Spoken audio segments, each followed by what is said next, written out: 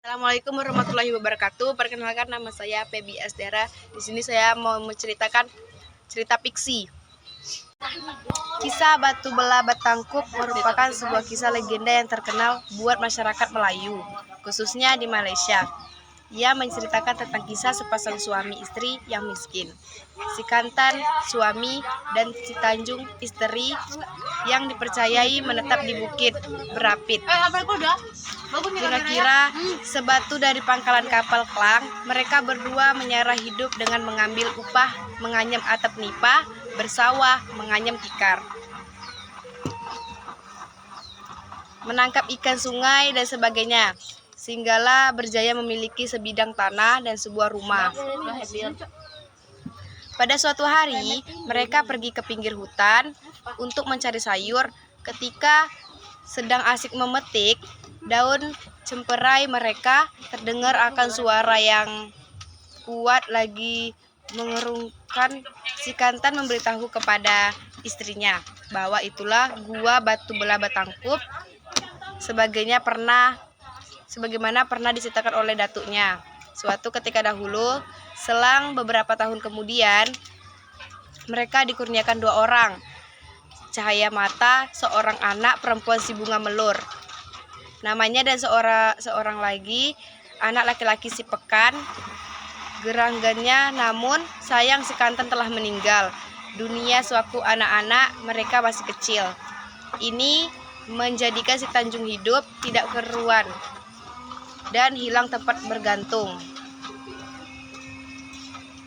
Pada suatu hari, si Tanjung telah berjaya mengail seekor ikan temakul sementara di pengidam telur ikan tersebut.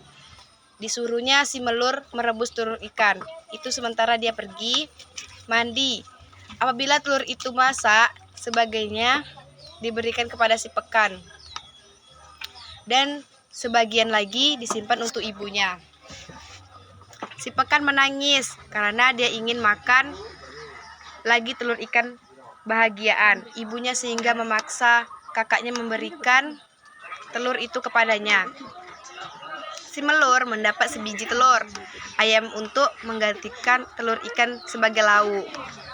Ibunya perbuatan si Pekan membuatkan si Tanjung merajuk, terkilan, dan amat terkecil hati. Tanpa memikir panjang dan membuat keputusan terburu-buru, si Tanjung akhirnya lari meninggalkan rumah sambil memanggil-manggil nama Batu Belah Batu Batangkup untuk memakan dan menelannya, walaupun dirayu belas kasihan dengan tangisan.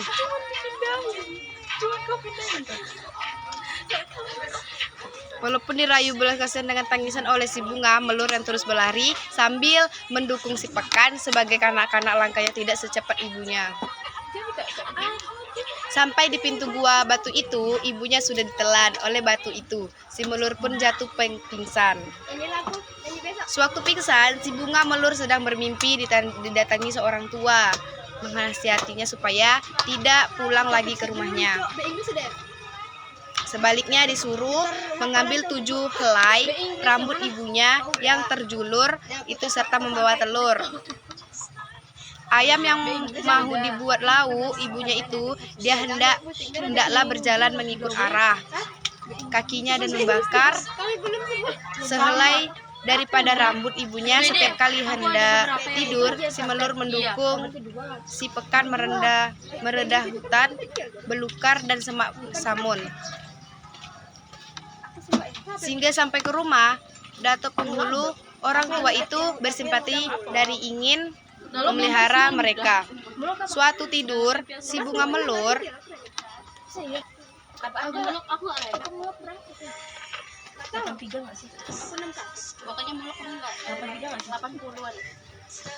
adiknya si Pekan meneruskan perjalanan hingga tiba di kampung Bukit Pera, Lantan. Mereka menemui Tok Batin yang menyalini mereka dengan baik. Malam itu Enggak, itu apa loh? Kita buat lagi, kita videoin. Petani itu menceritakan kepada si bunga melur tentang keragaman Ratu Jayang Sakti menyambung ayam. Jongkok lebih simpel loh, Cok. Capek amatnya jongkok kemarin. Tinggal satu kampung lagi untuk si Tujuh. Si bunga melur dan adiknya meneruskan perjalanan tiba di kampung Kerayung. Tamarulan. Di sini mereka bertemu dengan nenek kebaya yang teriak dan bersimpati dengan penderitaan mereka berdua. Pada malam itu, si bunga melur sekali lagi bermimpi. Didatangi orang tua yang sama kali menyuruh melur meletakkan telur yang dibawa itu ke dalam sangkar ayam di belakang. 7 hari lagi telur itu akan menetas dan peliharakanlah anak ayam itu sebaik mungkin. Orang tua itu meramal sepekan kelak akan menjadi juara. Ayam sohor dan meminta si bunga melur meletakkan besi kuning kalung sepekan. Ditaji ayam apabila hendak bersambung kelak. Beberapa tahun berlalu, kedua mereka telah meningkat remaja. Si bunga melur kelihatan begitu cantik. Di sini cerita saya. Assalamualaikum warahmatullahi wabarakatuh.